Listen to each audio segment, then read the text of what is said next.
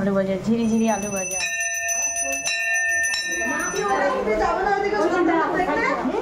দেখো ঘুম থেকে উঠেই আগে তোমাদের ঘড়িটা দেখাচ্ছি না।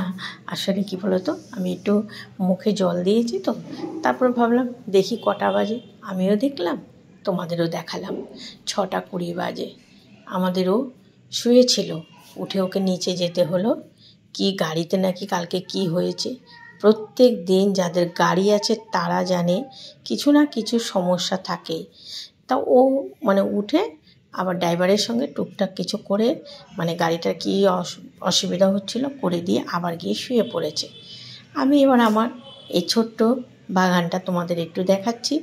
সকাল সকালই তো কাজকর্ম হাত দেবো, তার আগে একটু গাছ টাছগুলো দেখালাম। আর এই দিকে তো আমার মেন রোড, আর এই পাশে রাস্তাটা তোমাদের একদমই দেখায় না। ওই যে দেখা যাচ্ছে আমাদের মন্দিরটা, যেটা আমাদের বাড়ির সামনে মন্দির। এই যে ওই যে বিল্ডিংটা দেখা যাচ্ছে না, ওই বিল্ডিংটার পাশেই মন্দিরটা না এমন কালারটা এখান থেকে দেখা যাচ্ছে না, ডিপ কালার হলে দেখা যেত।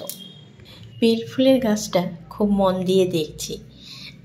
এক দিদিভাই আমাকে বলেছিল, রীতা যখনই বেল ফুল হয়ে শুকিয়ে যাবে ডালটা ছেটে দেবে, নতুন ডাল মানে গজিয়ে উঠবে। সত্যি তাই, কি সুন্দর ছোট্ট ছোট্ট নতুন পাতা ছেড়েছে, আবার ডালটাও বেশ সুন্দর, ওখান দিয়ে নতুন ডাল বেরিয়েছে। তোমাদের তো আগেও বলেছি, গাছের সম্বন্ধে আমার সেরকম অভিজ্ঞতা নেই।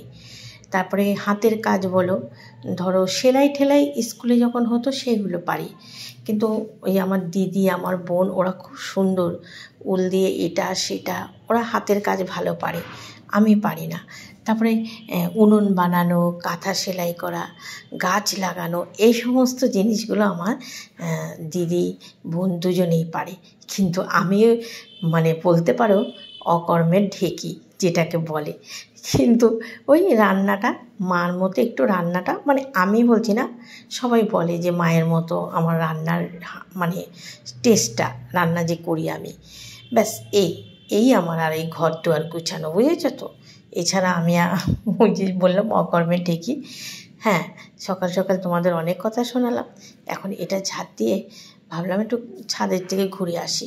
কি করব, আমাদের ও এসে শুয়ে পড়েছে, আর আমি একেবারে আজকে আবার শনিবার, আর কিচেন আমার একদম টিপটপ আছে। রান্না শেষে গতকাল পরিষ্কার করেছি না, আর রাতের বেলা সেরকম কিছু করতে হয়নি, গ্যাস ওভেন আর আমার মানে দরকার হয়নি, ব্যাস। তা দক্ষিণ দিকে এসে জানালাটা খুলে দিয়ে বেশ একদম দারুণ হাওয়াটা, দেখেছো কলা গাছগুলো কী সুন্দর নড়ছে, পাশের বাড়ির কাঁঠালগুলোও একটু তোমাদের দেখিয়ে দিলাম। খুব রোদ ওঠার আগে চলো ঝটপট ছাদে থেকে একটু ঠান্ডা বাতাস খেয়ে আসি। সেরকম হাওয়া না দিলেও যেটুকু ফুরফুরে হাওয়া দিচ্ছে বেশ ভালোই লাগছে। নতুন ব্লগ তো শুরু করে দিয়েছি, তোমরা কিন্তু সারাটা দিন সাথে থাকবে। আর সবাইকে রিকোয়েস্ট করছি ভিডিওটা কিন্তু অবশ্যই লাইক দিয়ে দেখো। গাছে জল দেবো আর সিঁড়িগুলো ঝাড় দেবো, দেখি রোদ উঠে যাবে, তাড়াতাড়ি করে গাছের জলটা দিয়ে নিই। এই যে কাদের জামা প্যান্ট মেলে দেয়, পরে এই যে সব এদিক সেদিকে গড়াগড়ি খায়। যা বাবা, পাম্পটা ছেড়ে আসলে ভালো। বালতিটা ঠিক মতো ভরতে পারলো না, তার আগেই জল শেষ হয়ে গেছিলো। তা আমি এখান থেকে আওয়াজ দিলাম, নিচে শাশুড়ি মা ছিল, উনি পাম্পটা নিচ থেকে ছেড়ে দিয়েছে। তা এখন একটু জল ভরুক, ততক্ষণে আমি ভাবলাম দাঁড়িয়ে থাকবো। দেখলাম অনেকটা মানে ওই কাগজ মাটি ওগুলো একটু ঝাড় দিয়ে রেখে গাছে জল দিয়ে দিলাম। আর হ্যাঁ, আমাদের সকালবেলা নিচে একটা পাম্পের সুইচ থাকে, সেটা সকালবেলা ছাড়ি, আর বেলাতে উপরের দিকে একটা পাম্পের সুইচ আছে। আমাদের বাড়িতে দুটো পাম্প, আর এখনও মেঘের আড়ালে রয়েছে, বেরোয়নি, বুঝেছো। যখন বেরোবে একেবারে কী আর বলবো। এই দেখো রঙ্গন ফুলগুলো কি সুন্দর ফুটেছে না, কালারগুলো কিন্তু টকটকে লাল হয়, কিন্তু তাও একটু কালার হবে, তারাও বৃষ্টি বলে হবে এর মধ্যে, তখন দেখবে খুব সুন্দর কালার হবে। গাছগুলোতে বেশ ভালো করে একেবারে গাছগুলো মনের মতো করে ধুইয়ে দিলাম। আর আজকে একটা ফুল ফুটেছে চন্দন জবা। তা এদিকে কাজটা সেরে তারপরে একটু ঝাঁটাটা নিয়েই এসেছিলাম। আর এখন না রেলিংগুলো মুছতে বেশ সুবিধা, এই যে এটা দিয়েই মুছে দিচ্ছি, মানে এই দেখো ঝেড়ে দিলেই বেশ সুন্দর পরিষ্কার হয়। এটা হওয়াতে সুবিধা। আমি ন্যাকড়া দিয়ে তো মুছতাম, এটা দিয়ে বেশ সুন্দর মোছা করা যায়, পরিষ্কার করা যায়।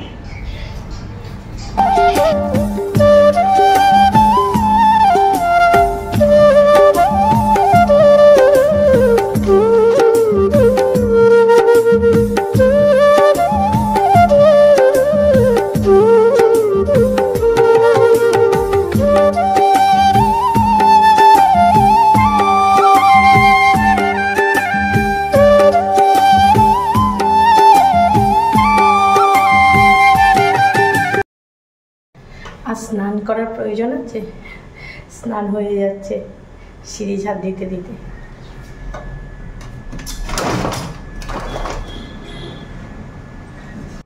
জানালা খুলে দাঁড়িয়ে একটু হাওয়া খেয়ে আবার শুরু করে দিলাম। দেখো না, এই দুটো স্টেপ নিচের দিকে বাকি রয়েছে। আর এত পরিমাণে ঘাম হলো কি বলবো তোমাদের। এই দেখো, সেই ঘামগুলো চোখের মধ্যেই ঢুকে ঝালা পড়া শুরু করে দিল। তারপর আমি একেবারে স্নানটাও সেরে নিলাম। আমাদেরও তো কিছু জামা কাপড় কেচেছি, ছাদেই গিয়ে দিয়ে আসতে হবে, এখানে দিলে হবে না।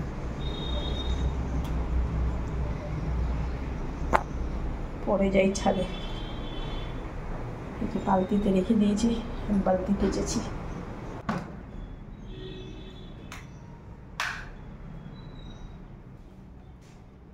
ঠাকুর ঘরে এসে ভাবলাম এত গরম, আজকে প্রচণ্ড গরম।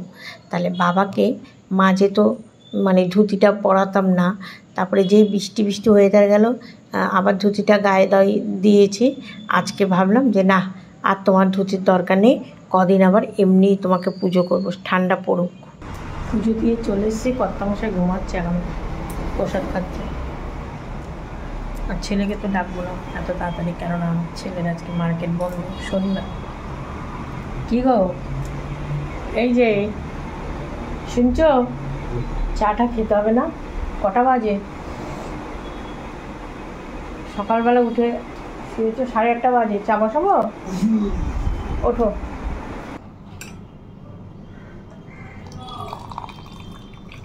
টেবিলের উপর প্রসাদ রেখেছি, একটু মুখে দাও।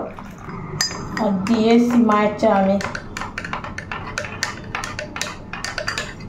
চা খেতে খেতে ওকে জিজ্ঞাসা করলাম এত গরম কি রান্না বান্না করব। ওর তো একই কথা, একটু ডাল ভাত করে রাখো। কিন্তু কি চিন্তা হয় বলো তো, ছেলেটাকে নিয়ে। আমরা তো সব কিছু খাই, ও তো সব কিছু খায় না। তাই চা খেয়ে আর সাথে সাথে চলে আসলাম উঠে চালটা ভেজাতে। চালটা ভিজিয়ে রাখি। আর আমাদের ও বলল সেই যখন রান্না করতে হবে সকাল সকাল রান্না করো, এত গরমের মধ্যে বেলা পর্যন্ত করতে হবে না।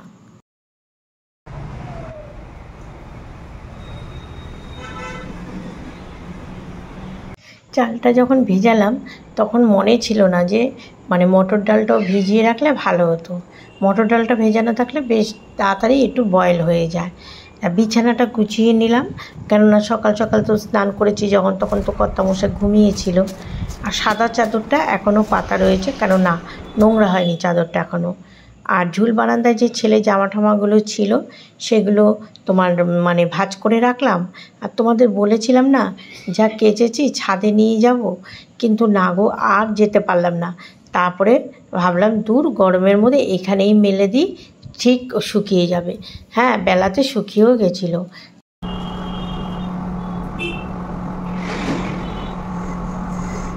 একটু বেশি করে যে কাজ করতে পারি না। এই দেখো, একটু ঘামটা এই গলার ভাঁজের মধ্যে আসলেই গলাটা কুটকুট করতে থাকে। আর গলায় তো চেন পরা নেই। আমার এমনি কোনো খাবারে অ্যালার্জি নেই, কিন্তু এই একটু ঘাম, তারপরে ডাস্ট অ্যালার্জি, রোদ, ধুলো, এগুলোতে। হ্যাঁ বলো। ছেড়েছিলাম তো, দাও ছেড়ে দাও, ওপরে একটা ছাড়ো। আমি সকালে ছেড়েছিলাম তো, সকালে তো পাম্প ছাড়লাম, তারপর আবার খালি হয়ে গেছে। গরম যা পড়েছে, জল তো ব্যবহার করবি। মটর ডাল সেদ্ধ বসাবো। আর এই যে ভাতের জল বসিয়ে দিয়েছি।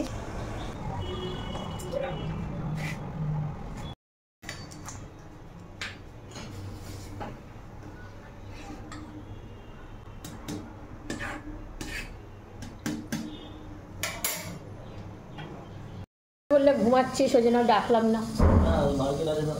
শনিবার মার্কেট আজকে আছে, ওই সোমবার দিন ছুটি, ওই বোম্বেতে ভোট না, এমনি বন্ধ হয়ে গেছে 10টা পর্যন্ত। সকালবেলা তোর আওয়াজ পাচ্ছিলাম তো মোবাইলে আমি টুকটুক করে, তখন কটা বাজে? খুব সকালে 7:30টার সময় আমি আওয়াজ পাচ্ছিলাম। মালাটা রেখেছি আর দুটো ফল রেখেছি এই ওইখানে দিয়া মন্দিরে। মালাটা রাইট থাকবে, ব্রাহ্মণ পড়াবে, এরকম লাঠি দিয়ে উঁচু করে পড়াবে। হ্যাঁ, মালাটা পেছন দিয়ে না, সন্ধ্যাবেলা ওই রকম করে দেওয়া যায় না, পূজার সময় পড়াবে উনি। আমি সন্ধ্যাবেলা এত লোকের সামনে দিয়ে আমার কী লাভ? আমার দিয়ে আসি, ঠাকুরটারে পড়াই দেবে ধীরে সুস্থে। তোমাদের খেয়াল আছে তো মাকে দিয়ে যে মালাটা আনিয়েছিলাম, গ্রহরাজ, অনেকে মানে গ্রহরাজ বললে বুঝতে পারো তো, যেটাকে বড় ঠাকুর বলে, যার নামটা নিতে নেই, মানে যে বারটা আজকে সেই ঠাকুরের কথাই বলছি।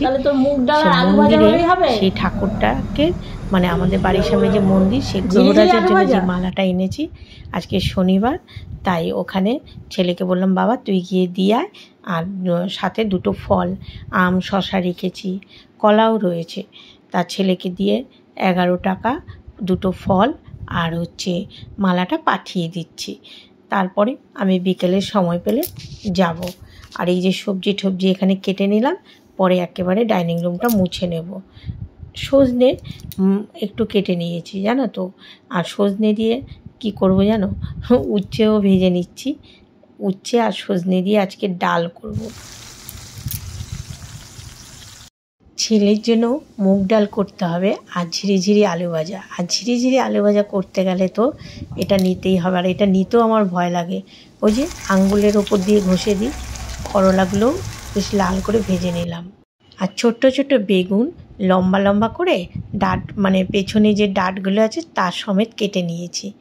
আর এই কাঁঠালটা পাশের বাড়ি কাকিমা দিয়েছে, আমি জানি না, আমি ভাবলাম কাঁঠাল কোথা থেকে আসলো, নিচে আমাদের দোকান, আমাদের ওর কাছে দিয়ে গেছে।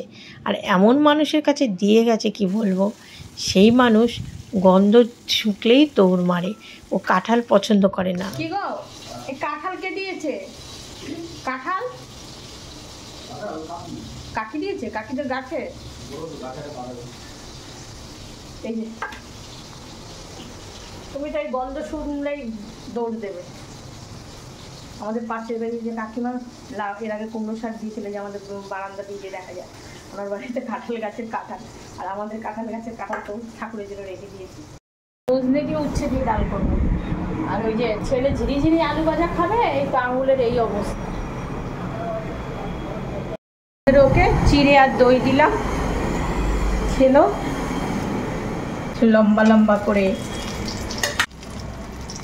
চিমনিটা এখনো জ্বালাইনি। মটর ডালটা সেদ্ধ করে নিয়েছি আর পাতলা করে করবো এটা। তেজপাতা আর দেখো রাঁধুনি কিন্তু আমি কাঁচা অবস্থায় ডালের মধ্যে দিয়ে দিলাম। এটাকে তিতর ডাল বা শুক্তোর ডালও বলো। আর এই দেখো সজনে ডাঁটা দিয়ে দিয়েছি, আর করলাগুলো লাল করে ভেজে নিয়েছি। আর মেথি, সর্ষে আর আদা ফোড়নে দেবো। এই সজনে আর উচ্ছে দিয়ে যে ডালটা করছি। পেঁপে উচ্ছে দিয়েও করা যায়, আবার চাল কুমড়ো উচ্ছে দিয়ে করা যায়, লাউ উচ্ছে দিয়ে, এইরকম একই প্রসেসে করা যায়। আদাটা দিয়ে দিলাম, একটু আদা ঘষে নিয়েছিলাম, এই যে দিয়ে দেবো একটু মেথি, দিয়ে দেবো একটু সর্ষে। এবার এই ডালটা ফোড়ন দেবো। অনেকে ঘন করে করে, কিন্তু আমাদের অত ঘন পছন্দ করে না।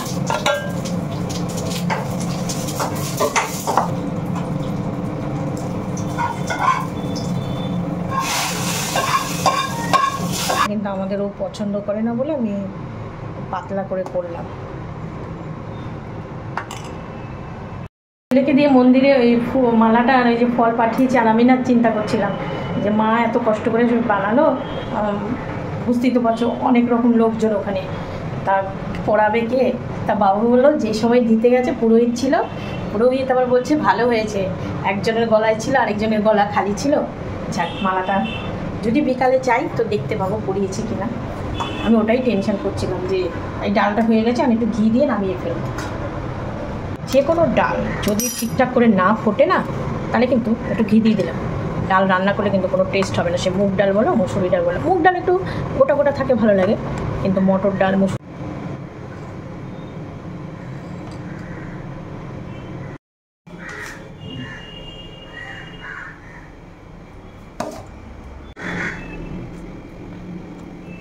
এই একটা পটল একটু পাকা পাকা হয়ে উঠেছে, নুন মাখিয়ে রাখবে না, ভাজলে খুব সুন্দর ভাজা হবে। আমার বাবু সোনা তো মটর ডাল খাবে না, তাই আদা জিরে শুকনো লঙ্কা তেজপাতা ফোড়ন দিয়ে এই যে মুগ ডালটা একটু ভেজে জল দিয়ে দিলাম।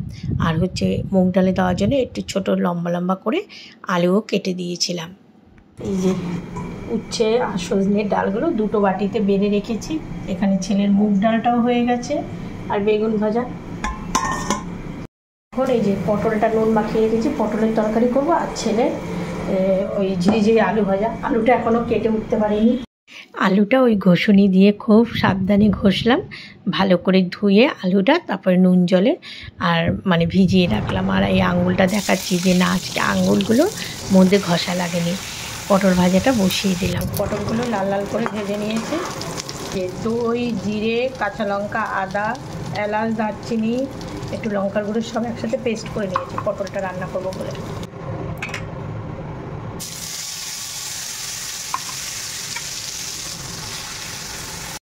সকালে একবার ভেবেছিলাম যে ছোট ছোট সোয়াবিন আনবো, নাহলে একটু ডালের বড়া করে পটলে দেবো, আর লাগলো না, এইটাই করলাম।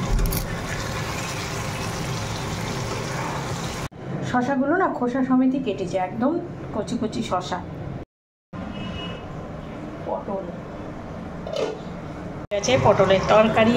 এইবার আমার বাবু সোনার জন্য এই যে আলুটা ভাজতে হবে, ব্যাস। রান্না করতে করতে গিয়ে দুটো বেডরুম মুছে এসেছি, ডাইনিং রুমটা এখনও মুছতে পারিনি। ছেলের আলুটা ভেজে পটলের তরকারি হয়ে গেছে। খিদে পেয়ে গেছে, এই তো হয়ে যাবে বাবা। শনিবার না বাইরে গিয়ে সেরকম কিছু খাইনি, আর যেহেতু আলু ভাজা ডাল শুনেছে, আমার বালতির মধ্যে স্টিক আর বালতিটা এখানে রয়েছে, মুছবো বারান্দাটা।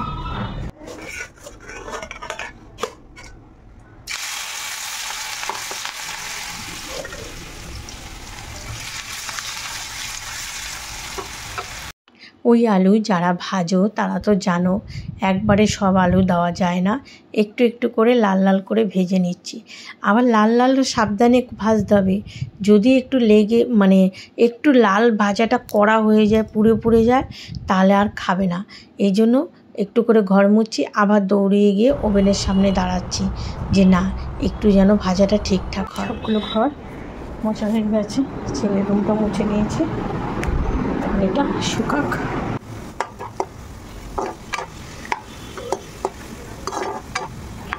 এই যে আলু ভাজা, ঝিরিঝিরি আলু ভাজা। কেউ আবার আমার মুখে ঝিরিঝিরি আলু ভাজা শুনে হেসো না, আমার বাবু এটাকে ঝিরিঝিরি আলু ভাজাই বলে। গিয়ে দাঁড়াতে হবে, দিদি ফোন করলো যে নিচে এসে দাঁড়া একটু, ও যাচ্ছে ডিউটিতে, আমাকে বলে একটু দাঁড়া, চলো দেখবে কী নিয়ে আসছে দিদি। আমাকে বললো দাঁড়া, আমি কিন্তু এসেই সাইকেল নিয়ে চলে যাবো, দিদি সুন্দর সাইকেল চালাতে পারে, আমিই পারি না।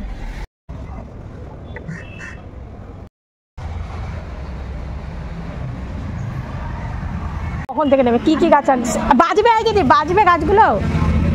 তারপর তো ওকে দিয়েছি, এটা পুঁই শাক গাছ একটা টবের মধ্যে লাগিয়ে দিয়েছি, ভালো।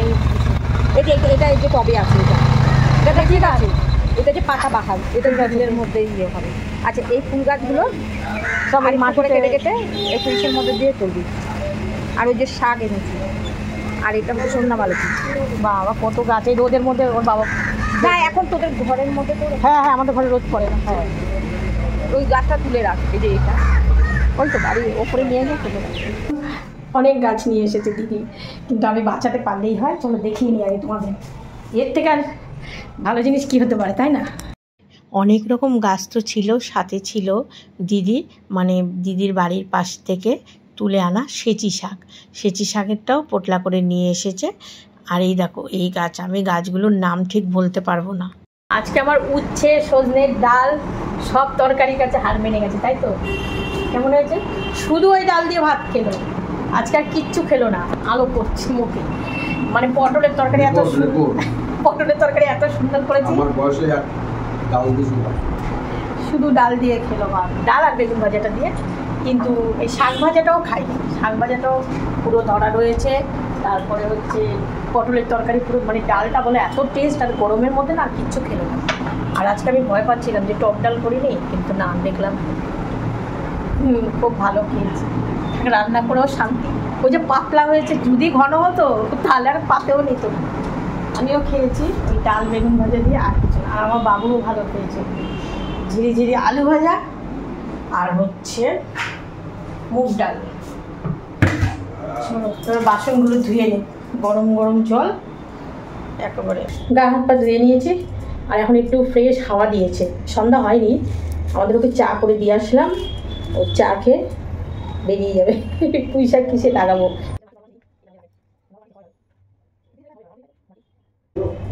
হ্যাঁ, সুন্দর হাওয়া ছেড়েছে তোমার চা টেবিলে।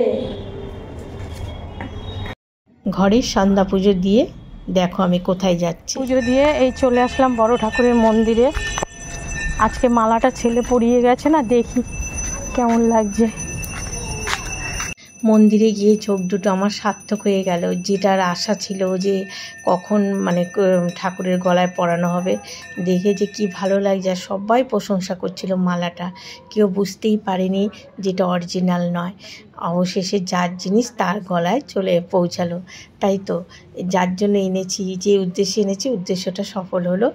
আর হ্যাঁ, সবাই বললো আসলেই কেন, গেছে সপ্তাহ মাঝখানেটা আমি যাইনি, ওই ঝড় বৃষ্টি হচ্ছিল। মন্দির উদ্বোধন হয়েছে 3 সপ্তাহ হয়ে গেল। তা মন্দিরে শ্রাবণ মাসে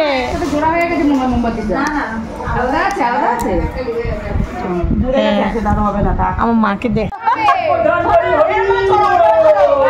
ভালো করে ছোড়ো।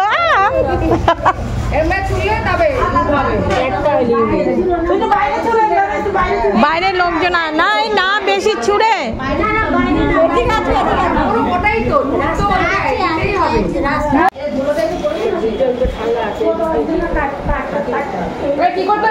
আমাদের পাড়ার মন্দিরের পুজোর একটু দৃশ্য তোমাদের শেয়ার করলাম, বেশ ভালোই লাগলো। আজকের ব্লগটা এখানেই শেষ করছি, দেখা হবে আগামীকাল নতুন ব্লগে।